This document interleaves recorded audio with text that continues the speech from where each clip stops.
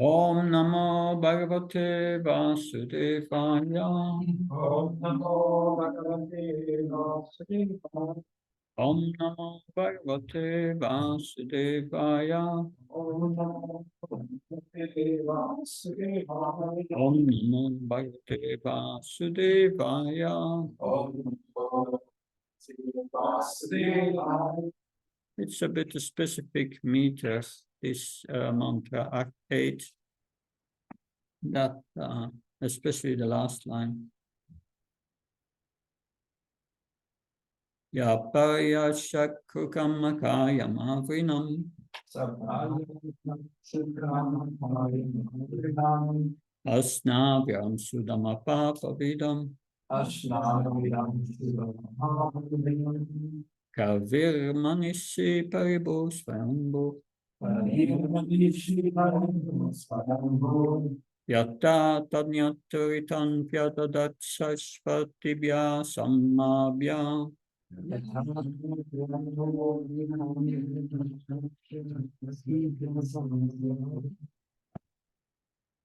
Saha, that person, Varyagat, must know in fact, Supram, the omnipotent, Akayam, unembodied, Avrinam, without reproach,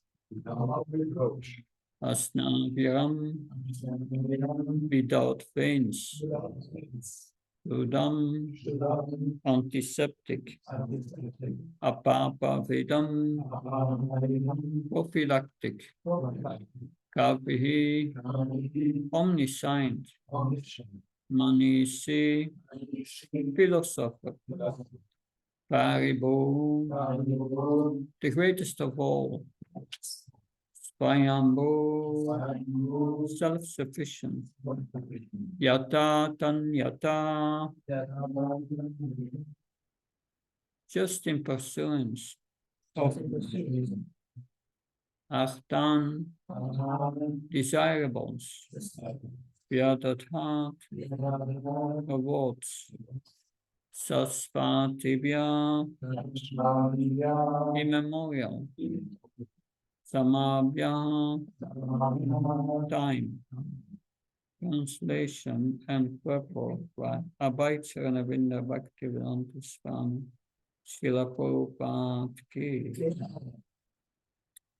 Such a person must factually know the greatest of all, the personality of Godhead, who is unembodied, omniscient, beyond reproach, without veins, pure and uncontaminated. The self-sufficient philosopher has been fulfilling everyone's desire since time immemorial. So please repeat, such a person must factually know the greatest of all, the personality of Godhead, who is unembodied, omniscient, beyond reproach, without veins, pure and uncontaminated, the self-sufficient philosopher, who has been fulfilling everyone's desires since time immemorial. We will not read the purport, but we will go over every point made in the purport. Om Jnana Timannasya Chanansala Smakaya Chaksuranmritam Yena Tasmai Shri Gurave Namah Chichetam Manobishtam Stapitam Yena Bhutale Sramrupakadamayam Dadati Swapanantikam Vandeham Shiyudapadakantam Shigun Vaishnavamsha Shirupam Jagasatam Saganaranatam Tam Tam Sajivam Sadvaitam Savlutam Parijan Saitam Sri Krishna Chaitanya Devam Sri Radha Krishna Padan Sankalalita Shivishakam Vitam Sham Te Krishna Gona Sindhu Dina Bandhu Jatpate Gopesha Gopka Kanta Radha Kanta Namastute Tapta Kansana Gaura Gira Devi Navanashve Vishabhanu Sutta Devi Pranamama Haripriya Vanka Kalpa Visha Kripa Sindhu Visha Patanam Pavanabhyo Vaishnavyo Namo Namo Jaya Shri Krishna Chaitanya Prabhu Nityananda Shri Advaita Gadadhar Srivasadi Gaura Bhaktavinda Hare Krishna Krishna Krishna Hare Hare Hare Ram Ram Ram Hare Hare Nama Om Vishnu Padaya Krishna Vistaya Bhutale Srimate Bhakti Vedanta Swami Namni Namaste Saraswati Devi Gaurani Pachayani Nirvishesha Sunyavadi Paskachai Satarani Vilapopan. So this is mantra 8 that so we had in this section first 4 to 8 understand Ishvara by spiritual vision. So first, understand that Ishvara is inconceivable to our normal intelligence. But then, how can we perceive the Lord? First, develop vision by seeing Krishna in this world and see events and people with equanimity. That see the spirit soul in everyone, see the equality in everyone. And now this vision further develops that, and Krishna will help us to understand him. And we see in this verse, we have factually the description of some qualities of the Lord, qualities which are seen, have been seen and described by Mahabharata devotees, great the Uttam Adhikari devotees, the devotee that which has been described in verses 6 and 7, who have this spiritual vision. So now, this is Prabhupada's purport. He speaks about different elements of the verse, and they correspond to different Sanskrit words in the verse. Akayam, Asnaviram, Shukram, Yata, Tatyaturartam, fulfilling of desires. The Paribu, the Supreme, Svayambhu, self-sufficient.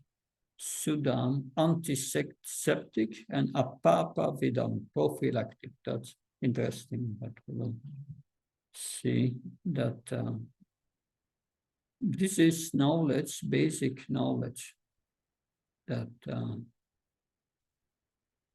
let's see, first what's here. This is from the Svetasvatara Upanishad, 4:19.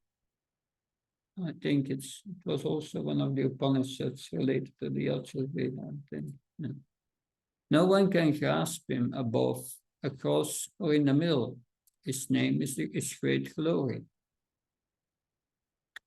So Natasya Pratim in this verse. Baladev Vidya Bhushan's translation.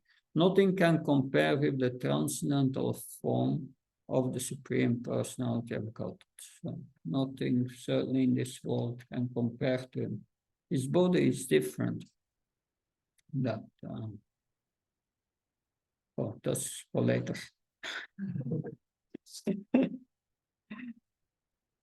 But yes. So the body is described as Asnabhyam, without veins. So his body is not a temporary machine. There are a few things that are important to consider. that we are thinking, feeling, and willing, we say in this world, right? That is an activity of the mind. And we are not a mind. But the mind is thinking, feeling, and willing. The soul is not. That's a bit tricky, very tricky. That some philosophers say, I think I am. But here we see our thinking, willing, and feeling is different from the body. But in the purport of, I think it's 174 in the Srimad Bhagavatam, Prabhupada writes,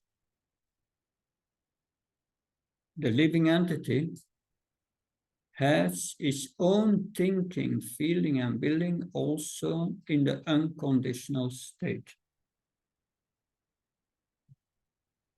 Unconditional state. I tell you a story. Urmila Mataji tells it in that way, and I will repeat what she said to clarify that. So, in the spiritual world, our thinking, feeling, and willing is done by the spirit soul.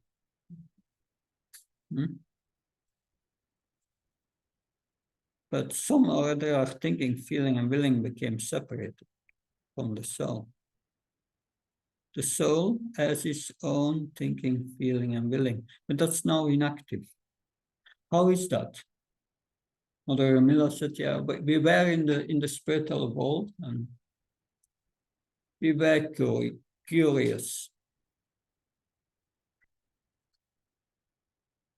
What would it be to, well, the first part is not for Urmila, but I got the idea from her. But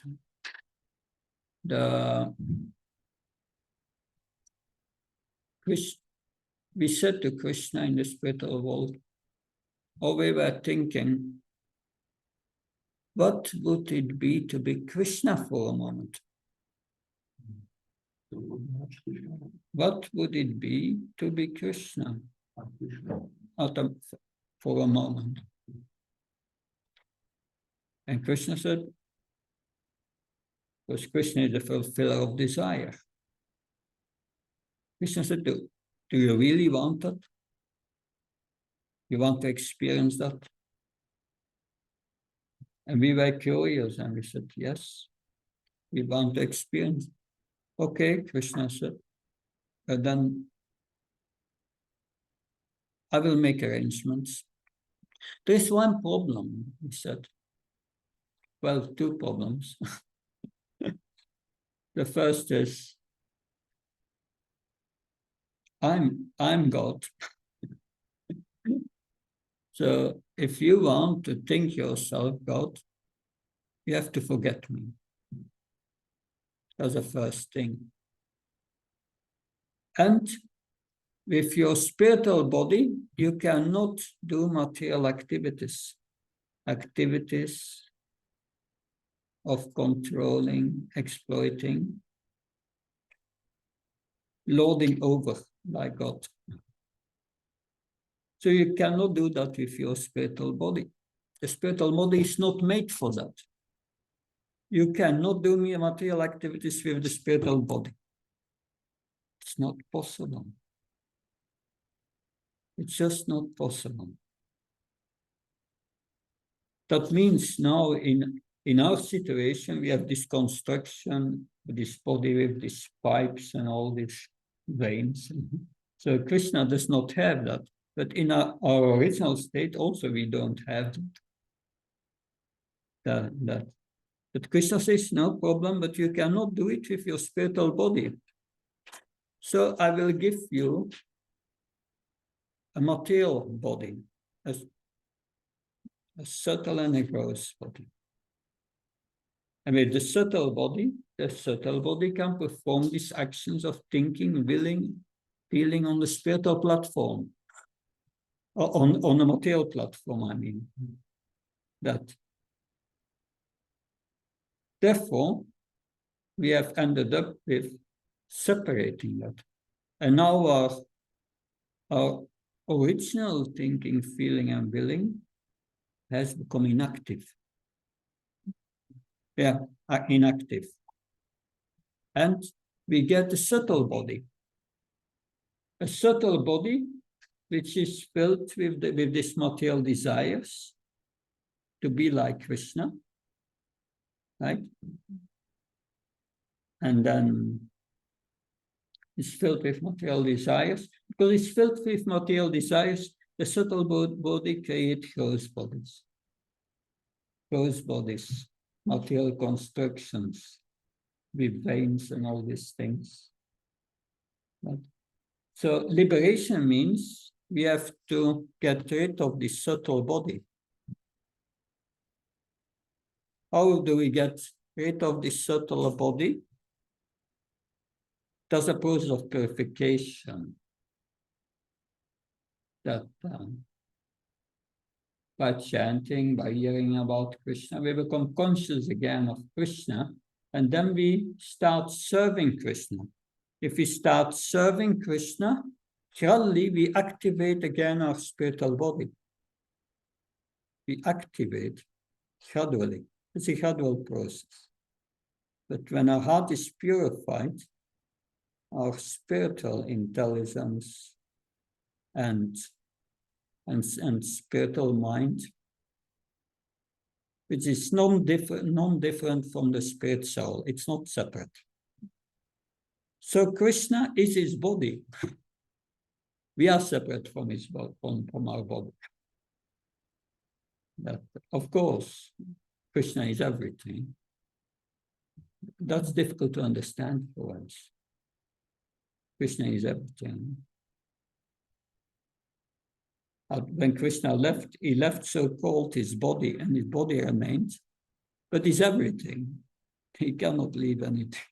And that it is something which is inconceivable for us to understand. But theoretically, we can understand the philosophy, but practically it becomes a problem. So that is something to be understood. Krishna is Asnaviram, without veins. Yes, it's mentioned in Bhagavad Gita that because usually I present Isopanisad after the Bhagavad Gita. Because to understand Isopanisad deeply, you must know Bhagavad Gita.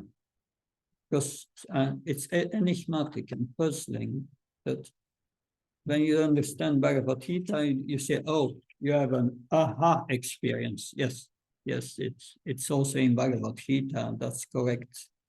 But here we hear the explanations without the deeper foundation that because when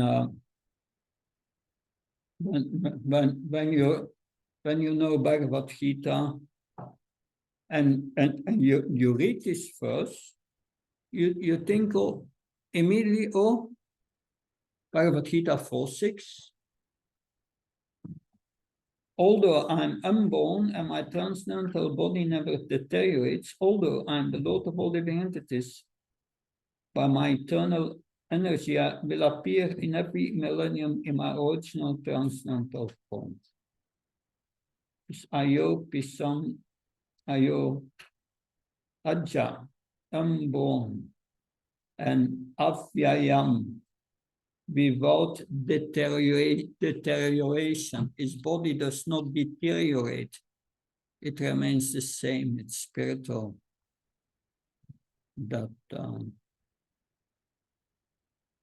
so because a material body is simple, is a mechanism that acts as a vehicle for the conditioned soul to be active in this world and to do the activities that we want, to lord over material nature, think as the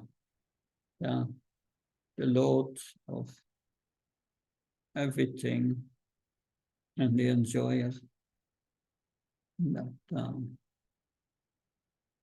So as embodied soul, we have senses that are, well,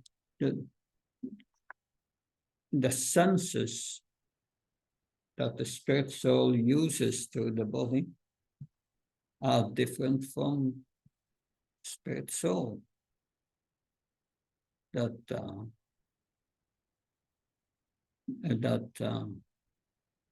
the senses are different from his body also, different from his mind, all different material elements of the body, we would say. That we are different from our material intelligence, and that it's all separated from the pure soul. That in the original state, the soul has its own thinking, feeling, and willing, and does not need this construction. That yes. So this is important information. The Lord, to understand Krishna, to understand his position, we need to understand that Krishna plays the form of a human being, that has nothing to do. And we also, that some devotee says to me, yes, but we are still human beings. No, we should not think like that. We are spiritual beings imprisoned in a material body. We are different. You think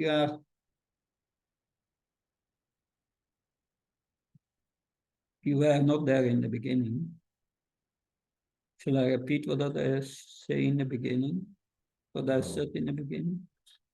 Yeah. You can ask the devotees what I said in the beginning afterwards. But questions only at the end. And questions only to the contents of the class. And questions only up to the point of purification. Not the higher stages. In some life you will get there, and then Krishna will reveal you that this is ABC we are teaching. We're trying to understand spiritual life, and we are trying to understand what's happening in this world and who we are, and what Krishna is, and what is our relationship. The Sambandha Jnana. That's the purpose of this Isopanisad, and it goes up to developing the desire to serve and see the Lord at the end. That and especially the last verses will show our attitude towards the Lord, that we need to come in contact with him. Because we learn here, and that's important, the Lord is adoxai, is beyond pursuit of our senses. But in our original state, we can see the Lord directly because we have our spiritual body which is active. But first we have to develop the desire to see the Lord, and the Lord is covered by two coverings. The first covering is our ignorance. And therefore the next three verses, which we will discuss today, are speaking about vidya and avidya. What's knowledge and what's ignorance? And that understanding, Isopanisad will explain on three levels. That's the covering of ignorance. The covering of ignorance is a covering of, is a pollution of the consciousness coming from the soul, but this pollution of consciousness of the soul has created this subtle and this gross body. The soul and subtle and gross bodies are coverings, and it's ignorance. You study the verse Sariya Avijja Jal verse, the translation. This body is ignorance, is a network leading to death. That's all. But beyond this covering, there is a second covering. And that is the dazzling effulgence of the Brahma Jyoti. That's another covering. We will discuss that in verses 17, 18, 19. But here, Anishvaram, so Krishna does not have such a construction of pipes and veins. So for an embodied soul, that his senses, his body, his mind, his intelligence are all separate from him. The unconditioned soul, there the body is the person. Interesting. In ignorance, we think ourselves this person, which is a deep ignorance and difficult to understand. Like to understand that you are not this mind. As long as you do not understand that you are not this mind, you cannot control the mind. Because you think yourself the mind. And then the mind said, this happens and that happens. Now we have to lament. Now we have to laugh. We become a puppet in the hands of the mind. When reason, passion and ignorance identifies with the mind. In goodness, you start to see what's real. And therefore, we will study the three modes of nature. Therefore, the devotee is alive in a mode of goodness. He can understand what's going on the material level, not really on the spiritual level. That's only theoretical.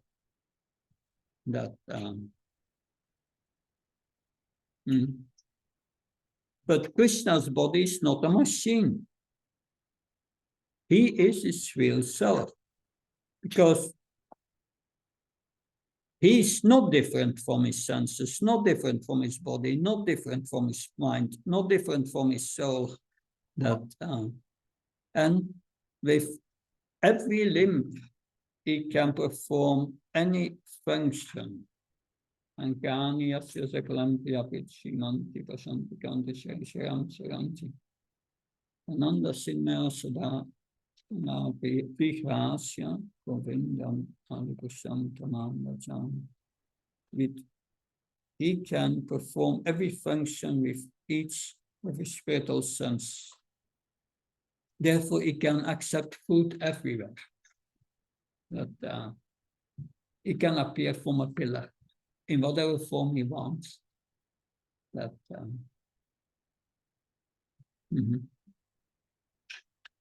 So therefore it's called Akayam here.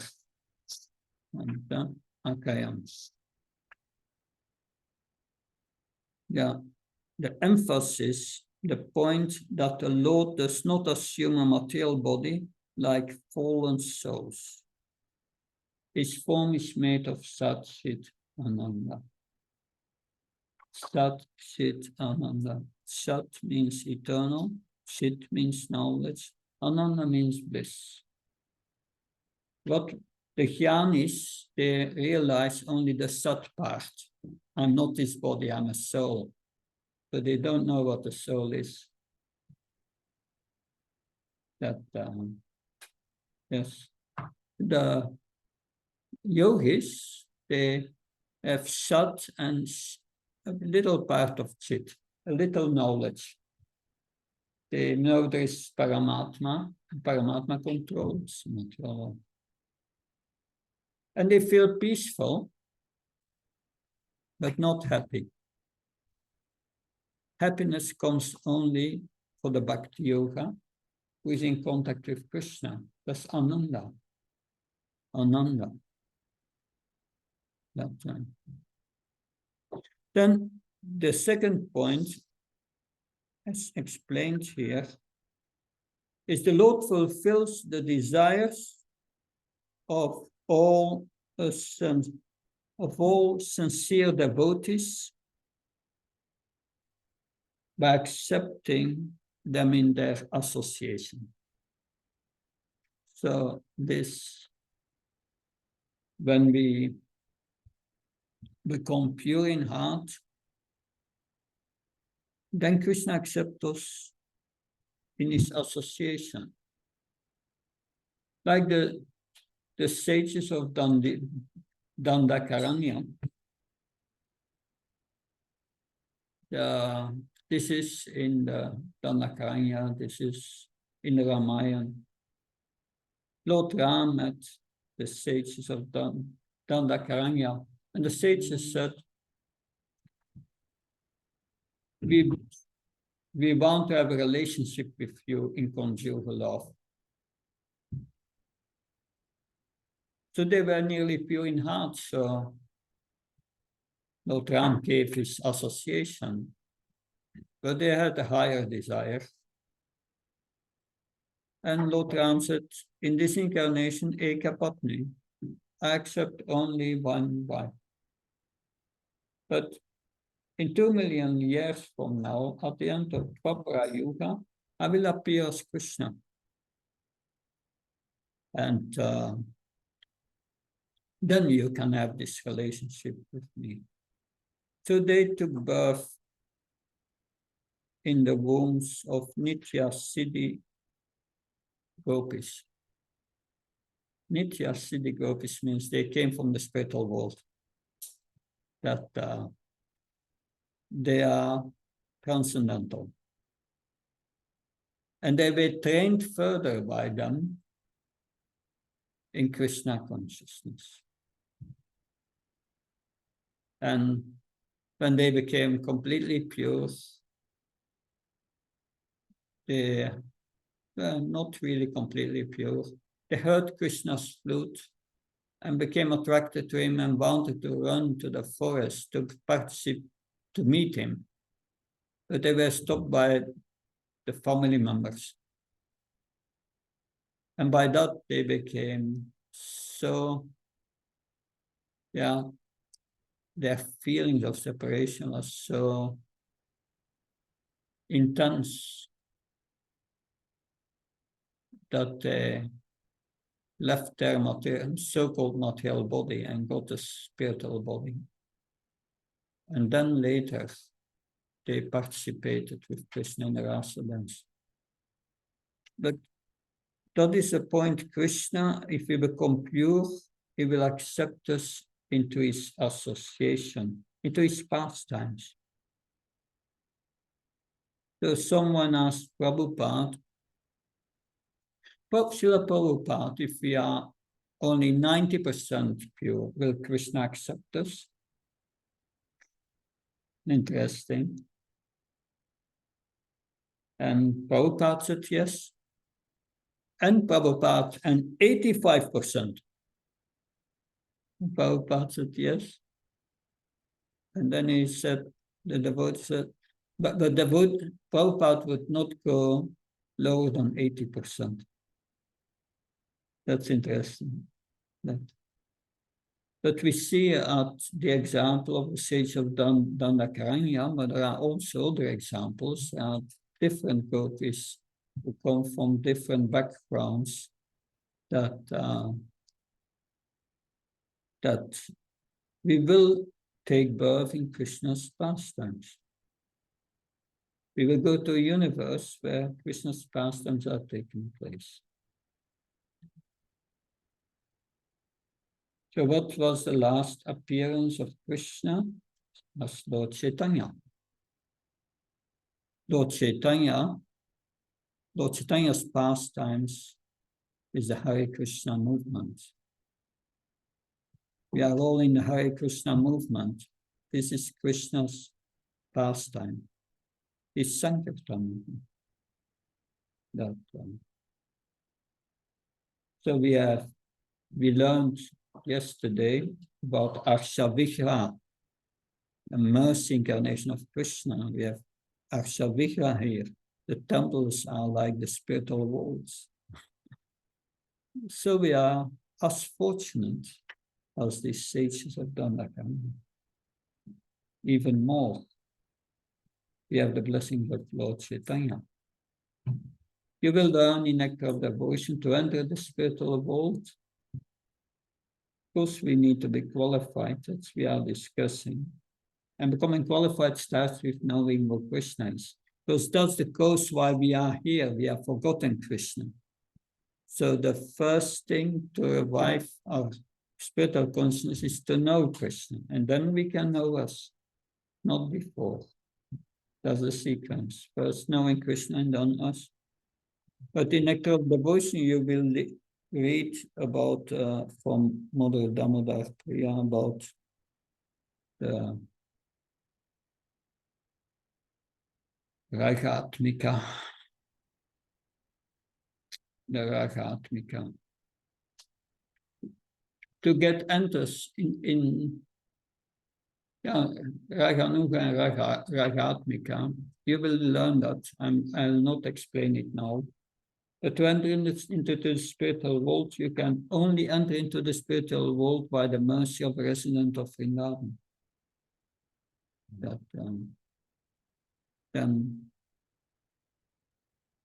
So how can we get the mercy of a resident of Vrindavan? Who is Lord Chaitanya? Sri Krishna, Chaitanya, Radha Krishna Nai Anga. That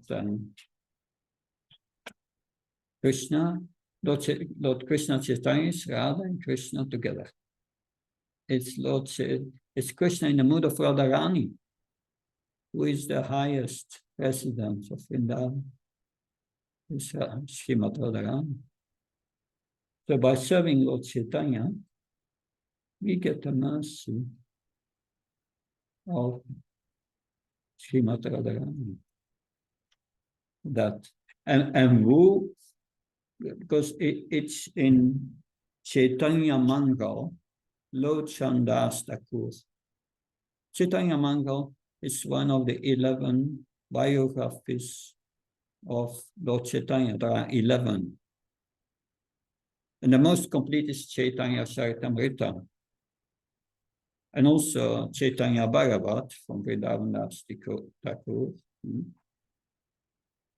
But Lord Chandas Thakur wrote Chaitanya Mangal. And there Lord Chaitanya said, in the future, because he said, he spread Krishna consciousness all over India, but he said, in the future, when some escape to faraway countries, my Sena Party Bhakta, my expert field commander, will get them and will spread the holy name all over the world. Who has spread the holy name all over the world? Prabhupada. That's Lord Chaitanya speaking here about Prabhupada. Very clearly. There's no one else who did it. That.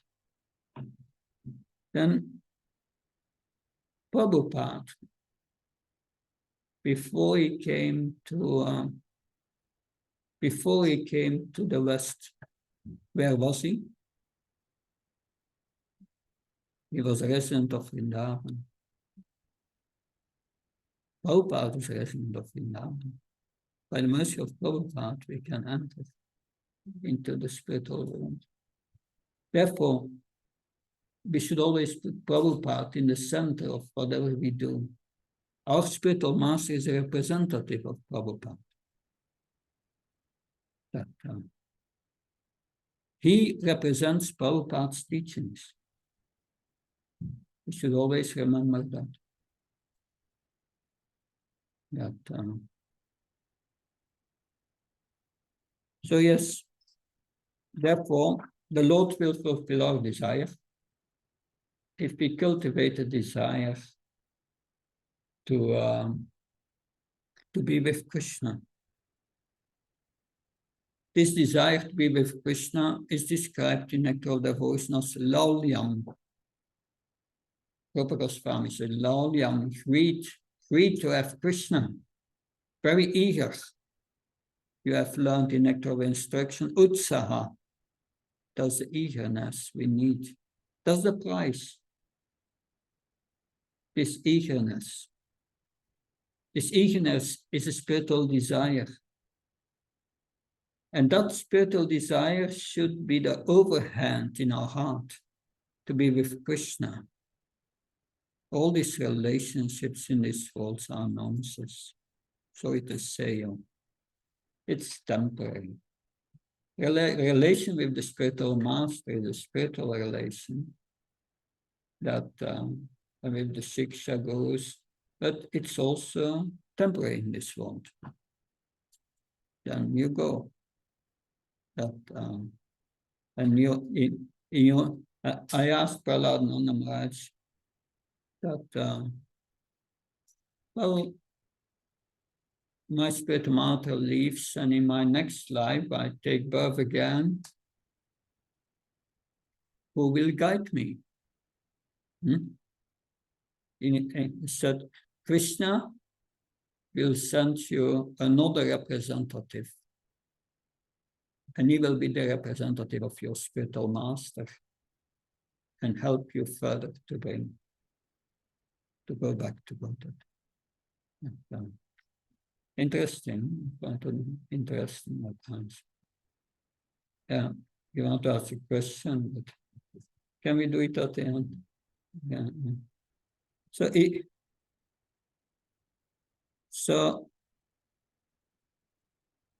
he also, Krishna fulfills everyone's desire. Because when we came from the spiritual world, and Krishna asked, are you sure you want it?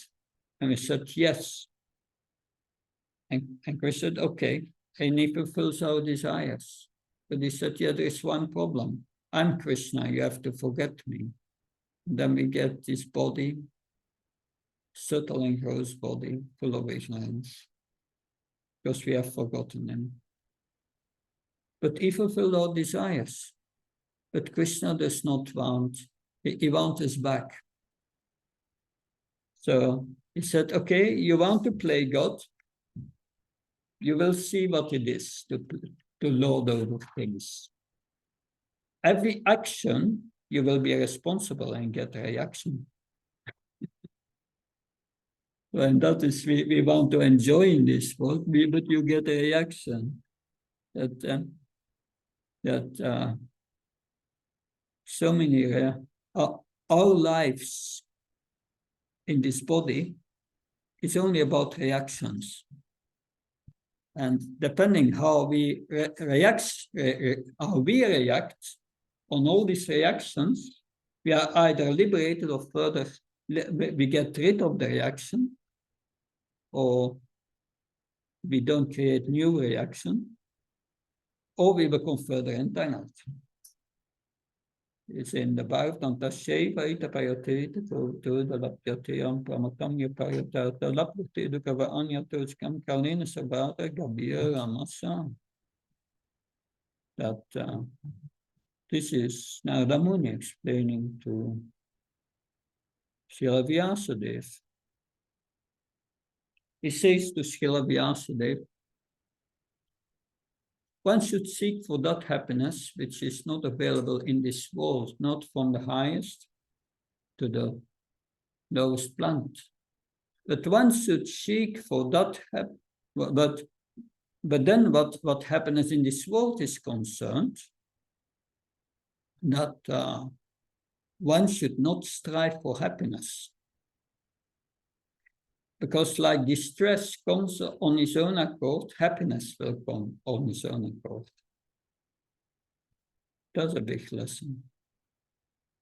We think we are going to create a better situation by doing this and that, but you just get what you deserve. And that's reality. And you get your reactions, and Krishna looks, oh, in his previous lives he did that and that. Now he get the same back. How does he react? So someone does something to you, that's and you think, this person, what a bad person, he has done that to me. I will retaliate. I will get him or her. And then, but it's just reaction you get.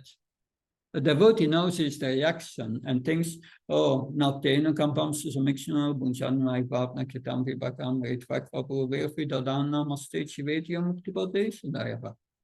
Krishna is so kind. He gives me the reaction, but not the full reaction. Now I've paid for it. Good, it's finished. This person has brought it to me, but he was so kind to bring it to me. So, Hare Krishna. But the one in ignorance, he thinks, oh, this person has done that to me, I will get that person. That does not mean that this person who does things to someone else goes free. No, he makes his own reaction. He will get his own reaction by doing that to you. It's difficult to understand. Krishna warns in Bhagavad Gita. Intricacies of karma are very difficult to understand. Very difficult to understand. So don't try to understand. Just accept the reactions. Therefore, and I give now an instruction, which is just a rewarding of the instructions that Krishna gives in Bhagavad Gita. And take it as a guide in your life. Whatever good or bad what happens in your life, take it as a mercy. Then you will make spiritual advancement. Yes. So the last point is, Krishna is described as studam, antiseptic, and apapa vidam, prophylactic. Many times as a question of the exam, explain how Krishna is studam, antiseptic, and apapa vidam, prophylactic. That. How can we understand that? What is really purification of the heart means? Technically, it means the heart means the subtle body, and all these material desires, they must go. We must give them up. Is attachment to. Attachment or desire is the same. That's the activity of the soul. It becomes attached to something. That's desire. Yeah. Desire is a prayer. We don't know, but the material desire is a prayer to the super soul. That give me this, give me that. That is what it is. And the super soul noted it. He fulfills the desires as we deserve. That these material desires, as long as we have these material desires, we cannot have any spirit. We cannot make spiritual advancement. We must either remove them, dovetail them with Krishna's desire, use them to fulfill Krishna's desire. But Krishna is a purifying factor. All these desires, they are in the mind that the mind has different components that will lead us too far to explain this, but to get a deeper insight, and that may be needed at a certain time. But yes, so the subtle body in which these desires are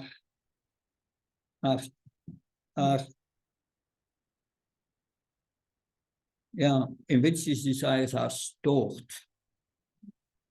How do we know where, in which parts of the body these desires are stored? Well, Arjuna is asking. So Krishna says, the problem is lust. Lust is material desire. And lust is your enemy. And lust covers your transcendental intelligence, brings you in ignorance, and makes you act as a fool, trying to fulfill the desires of this body. But,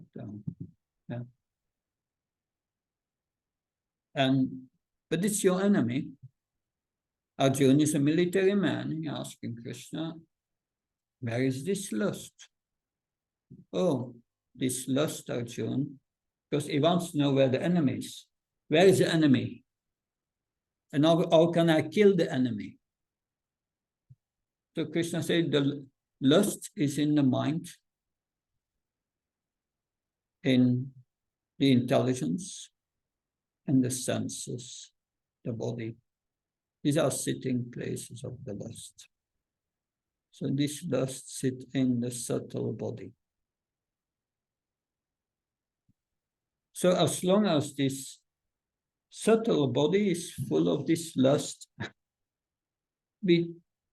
the time of death, we create new bodies.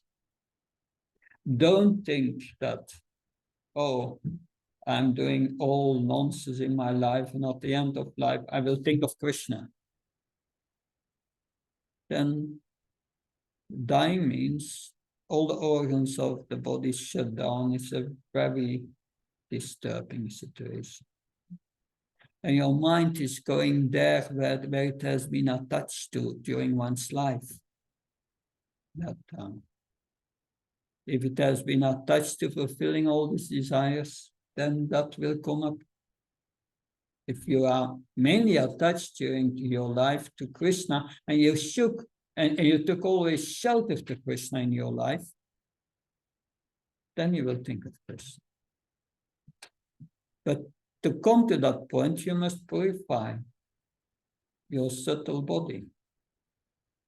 So how do we purify the mind? Krishna says, man mana, think of Krishna. If you think of Krishna in the mind becomes purified. Because Krishna is antiseptic. Krishna in the mind fulfills, removes gradually these impurities. Therefore, manmana, does Krishna says, think of me. Then bhavana bhakta, then you become my devotee. The devotee is purified of all this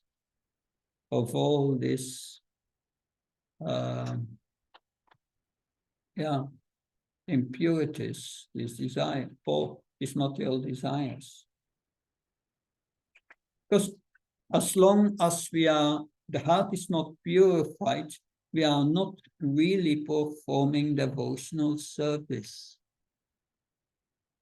You have devotion. This has two words, devotional service. The service is the external, the devotion is the internal. Because the mind fixes on material desires, and externally we serve Krishna. So that's not real. So as long as we are in anartha nivritti, our devotional service is not real. Prabhupada explains it's like a mother gives to the child a toy kitchen, and the little girl is imitating the mother in the toy kitchen and making chapatis on them.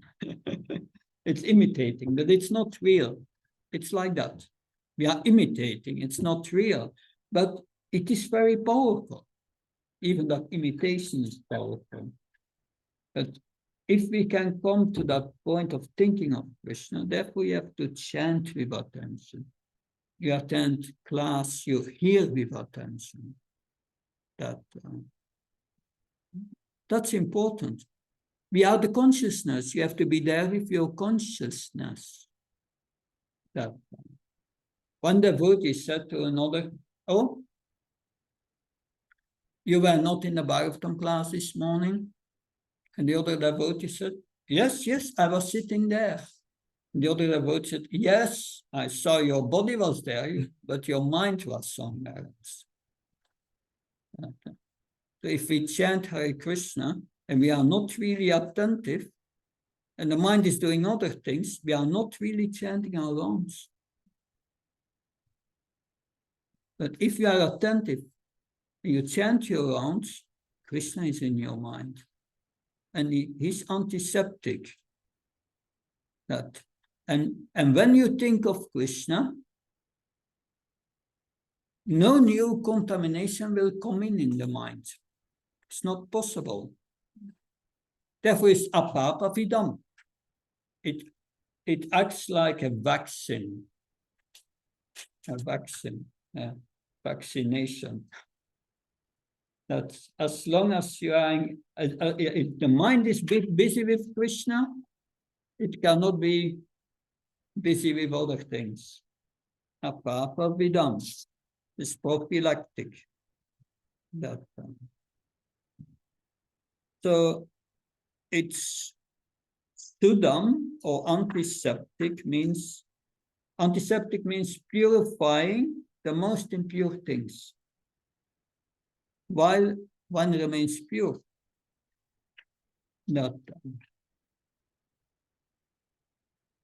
So this is the essence of this verse. Now is something more. If we look at this verse again,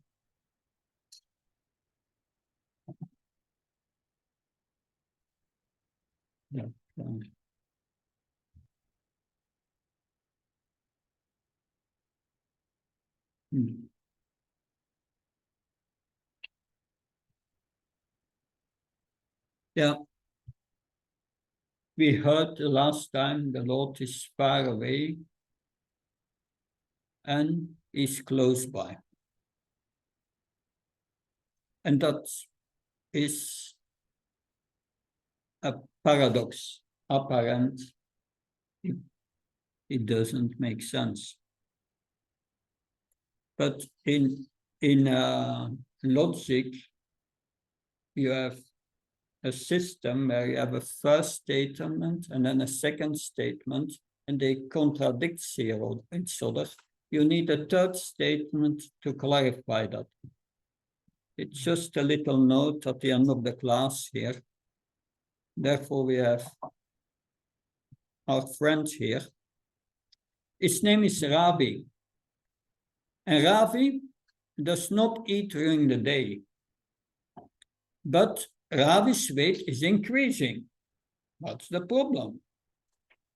You need a third statement, that's called Artapati. Ravi eats secretly at night. So, otherwise, you cannot understand the first two statements. They are contradictory. So, God has no form, and God has many forms. What's the third statement? God has no material form, but he has many spiritual forms.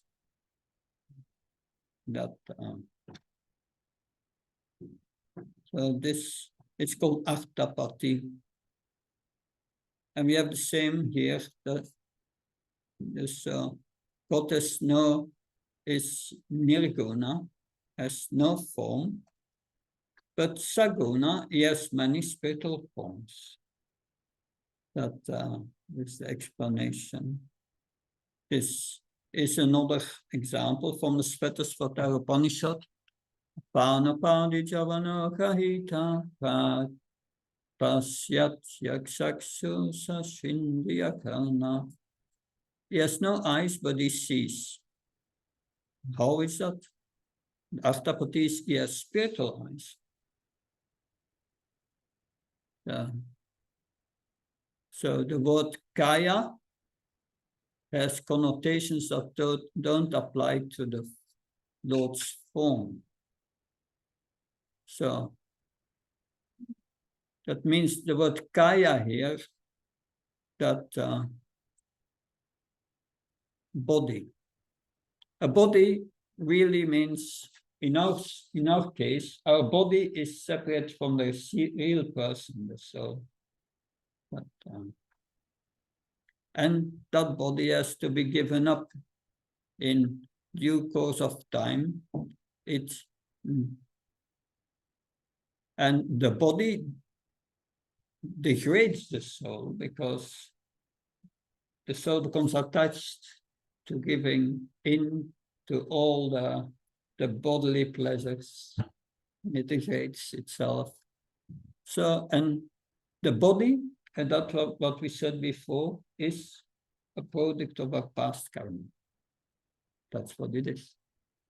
That the body is karma. Yeah.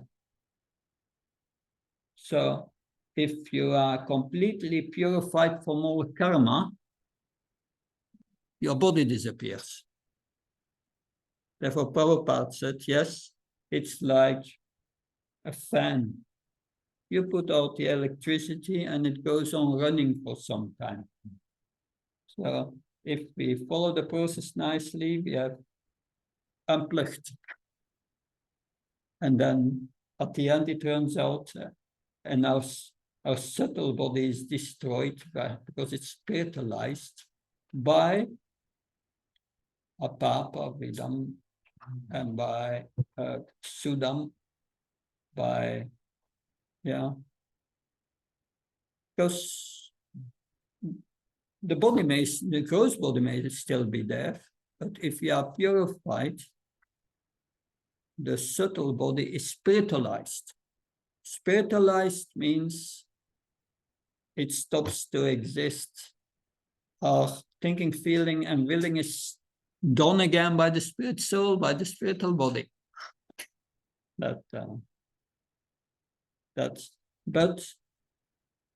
the subtle body has three elements: manas, buddha, buddhi, and the third is ahankar. So we have said, to be complete, how to purify the mind? Manmana, thinking of Krishna.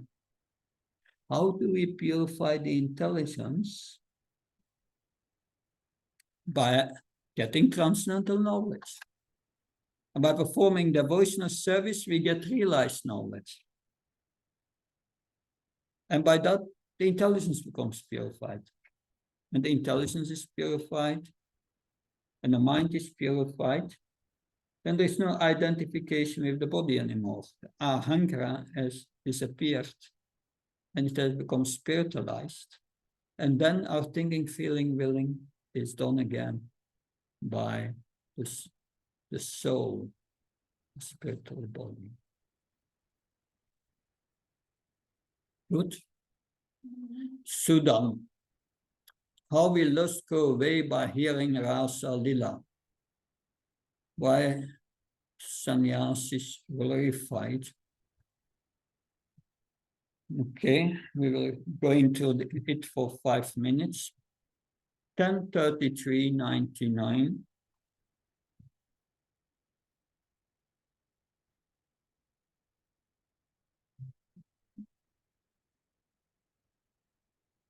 Srimad Bhagavatam 10:33:39. 39. Rasa dance. It's the last verse. Last verse is Shrutifal. Anyone who faithfully hears or describes the Lord's playful affairs with the young gopis of Vrindavan will attain the Lord's pure devotional service. Thus he will quickly become sober and conquer lust, the disease of the heart. So that's also in Krishna book. In the beginning of the 70s, when Krishna book came out in Los Angeles, they both sweating, yes, that's it, let's come together, discuss about the gopis. And some brought the peacock feather and all, and they started to speak about the gopis. When Prabhupada heard this, he became furious. He said, stop this immediately. Stop this nonsense. That they will not become purified, they will become putrefied. Heavy. So this you can only do when you are liberated. When you have studied the first 9 cantos with great attention, then you can go to the 10th canto. Then you are liberated, if you've done it properly. But usually, better to start once again from the first canto before you come to it. Krishna book is different. Krishna book is not the 10th canto. It's not this chapter 32. Krishna book, Srila Prabhupada mixes it with philosophy so that we don't have no misunderstanding. That, but still, we should not discuss. So a couple came to Prabhupada and said to Prabhupada, please tell us about the rasa dance and the gopis. And Prabhupada said, no, I don't want to do it. And they asked him again. Prabhupada said, no. They asked him a 3rd time. Prabhupada replied, maybe you are qualified to hear it, but I'm not qualified to speak against it. But maybe some of you feel qualified to speak about it. But I think it's sheer arrogance. So be careful with that. That's a warning. Sannyasi Sukadev Goswami glorified it.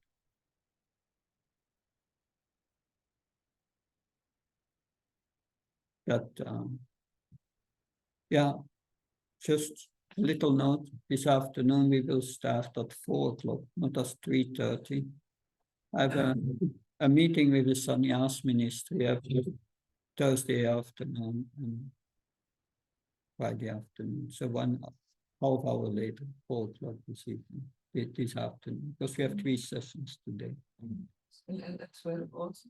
And from 12 to also, all the way from... Yeah, also we have 3 sessions. 3, Yeah. 4. Yeah. From 12.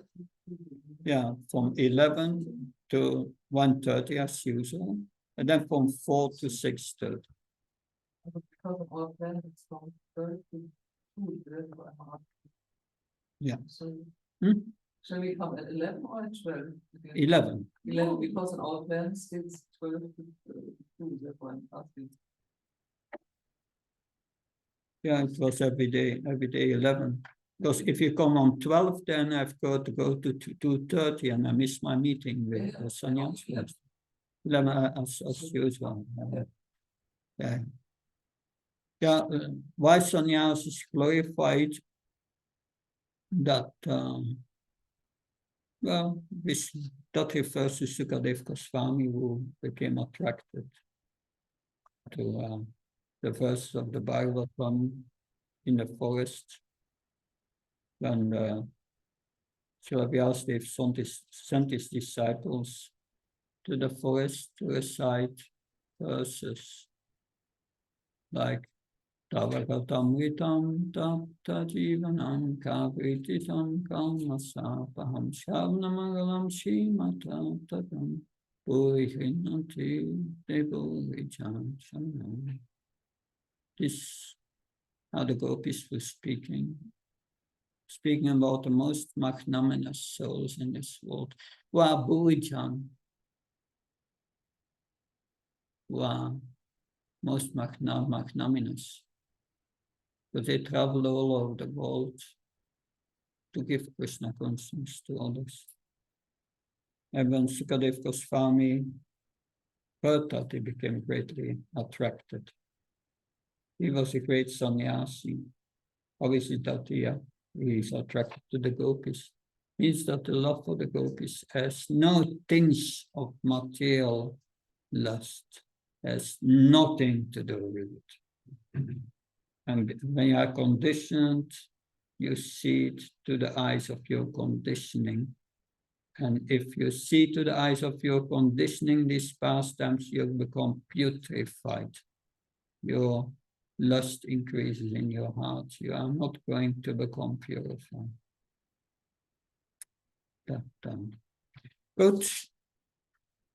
We have 50 minutes for questions. Yes. The questions were short. Start with one at a time. The question is, you explained here that the mind, intelligence, and senses, and for purification that we, for the mind that we think of Krishna, the intelligence that we cultivate, attention, That yeah, some of the things I said, but I must warn you, it's not complete what you are saying. It's your perception. But what's your question? and for the senses, is it true that purification is like tapasya, or that it becomes full body and mind? The mind is a steering wheel of the senses. Yeah. The mind controls the senses. So if the mind is purified, it will engage the sense in Krishna's service. Yeah.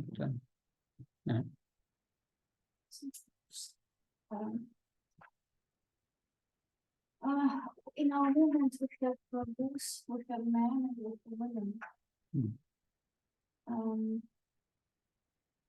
So what all these things more better to the creatures to know the sannyasis of shadows. As a woman, they perceive these things as illusion. No,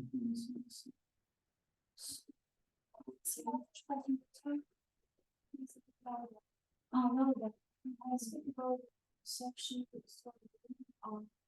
so the self knowledge, the self little brain, more emotionalism. Does it mean that the knowledge to be purified is more difficult?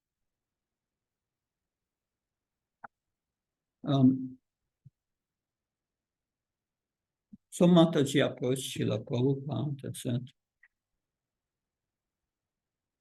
I'm a woman, and it's very difficult for me to make spiritual progress.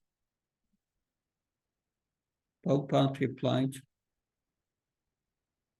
yes, if you think you are a woman, it will be very difficult. You should not think in that way. Should not think in that way. I'm not a sannyasi. I play the role of a sannyasi.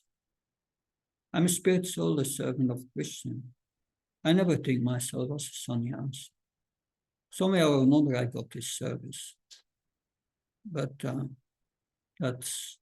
we are equal. Please understand. And nothing here is more than anyone else, but we are on spiritual levels on different levels of spiritual advancement. So don't think in terms of man and woman. Then it becomes very difficult. But the problem is the mind is so absorbed in it because we have done it for so many lifetimes and it becomes so addicted to it. So addicted to it that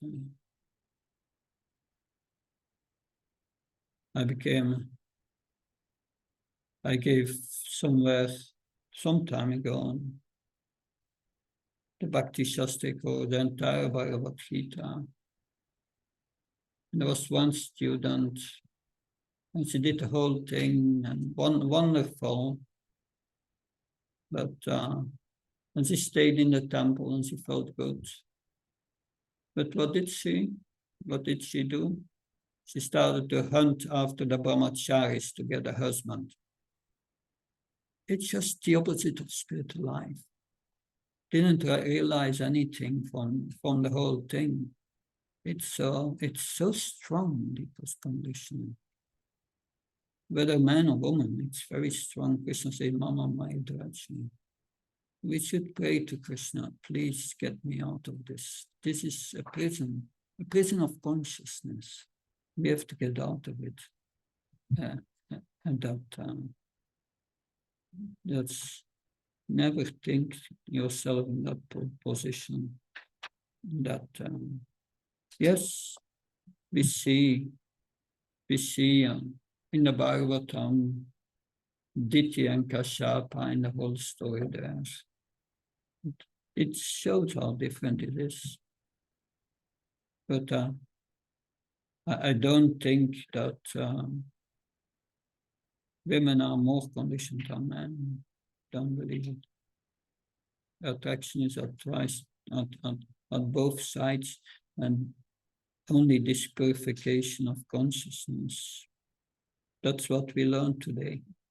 That concentrate on hearing, on performing your devotional service, that and all these family affairs. You do your duty, but don't take it so serious. There was Raghunath Das Goswami. Before he became a Goswami, he was the son of a Zamindar, a landowner, very rich. But then he was married with a beautiful wife, and that they were very rich and very pious. That's everything what a modern man would like. He had, but he met Lord Chaitanya and he lost taste for everything. And then he met Lord Chaitanya at the house of Advaita Acharya, and they had a festival for the passing away of Madhavendra Puri. And Raghunath Das Goswami said, let me just join you. I want to leave my family. I have no interest anymore. And Lord Chaitanya said that don't be foolish. Go back to your family. But you should act like a wife who has a paramour, who has a lover, and the husband should not know it. Therefore, she does her duty perfectly so that the husband is not suspicious that, but internally, she thinks always about her paramour and lover. In that way, you should internally always think of me. So you should always think of Krishna internally, with love. And externally, to do your duties, it's not so important. But then Raghunath Das tried to follow up, and for some time, he could not do it. And he tried to escape. Every time he tried to escape. But that's the advice of Lord Chaitanya that we have to cultivate. Don't take all these relations in this world so serious. If I show you a picture and And it's a picture of you with 10 sons in your previous life. What will it say to you? Nothing. Soon it's all over. Your eternal relationship with Krishna, that's important. Live in your relationship with Krishna.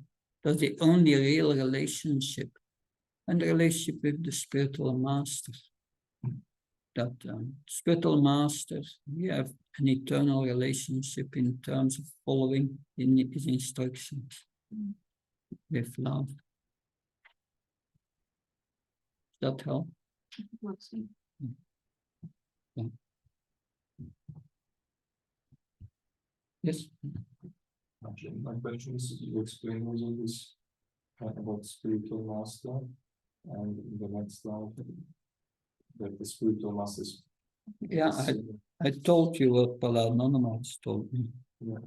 Because I asked him in next life, who will guide me? Will it be my spiritual master again?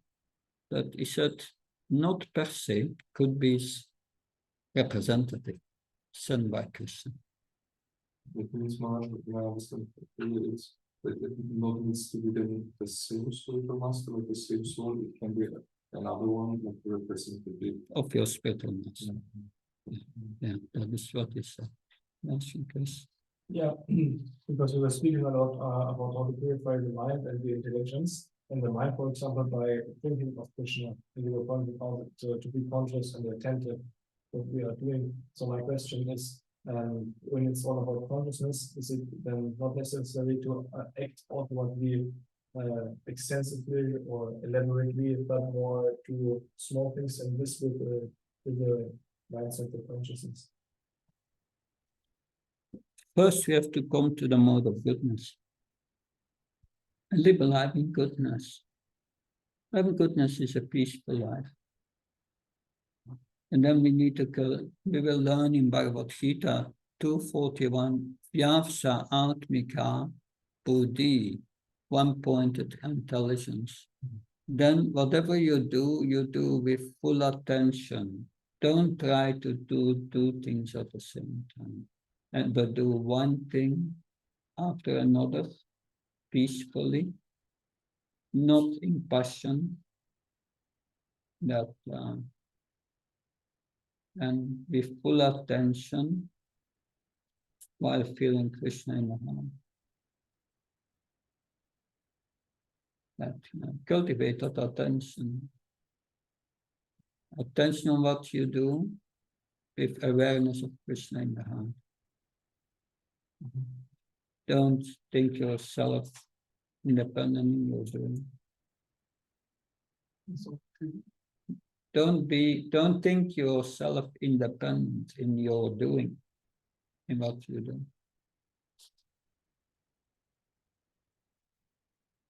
Yes.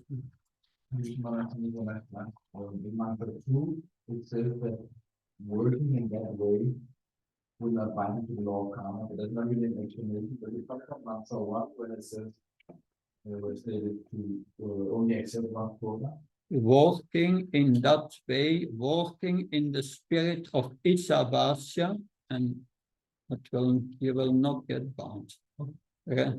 Isavasya means understanding Krishna is the proprietor, not me. And therefore I have to use it in Krishna's service to please him. That's the Isavasya principle, the essence. That's the essence of Krishna consciousness. Okay? Yes. Last question you want to ask him? Maybe it's not so important, but you were saying that we should not think of ourselves as humans, but rather of spiritual beings. But then came to my mind, that we see this human-like forms in the spiritual world. Yeah, that's the spiritual forms. There are spiritual forms in the, but in the spiritual world, they are the body. Because they are spiritual. Our spirit soul as a form that's not manifested now. That if we revive our Krishna consciousness, it will become manifested. That's the difference. That we are not humans, we are playing the role of humans. We must play the role, but in a Krishna conscious way. That it's not just I'm not a human, I can be neglectful. No, you have to follow. Okay, maybe a last question. Yes. So that the material desires must be removed or don't fail. Two ways.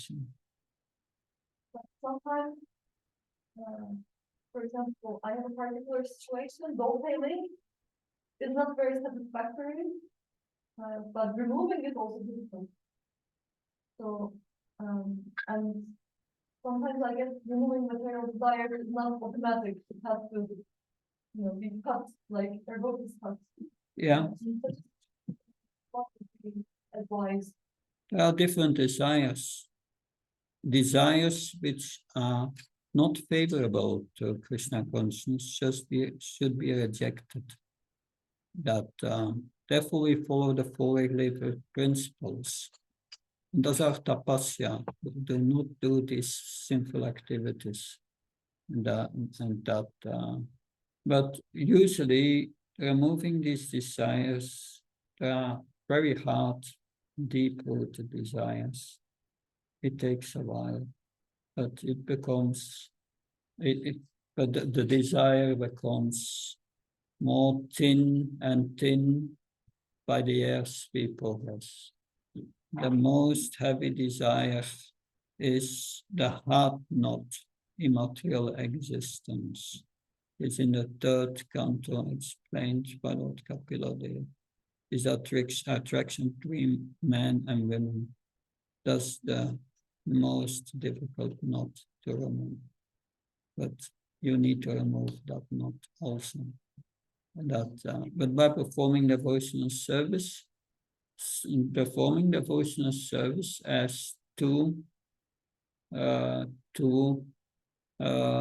byproducts. Yanyat yasuvarahyo jnanam sa ahaitakam.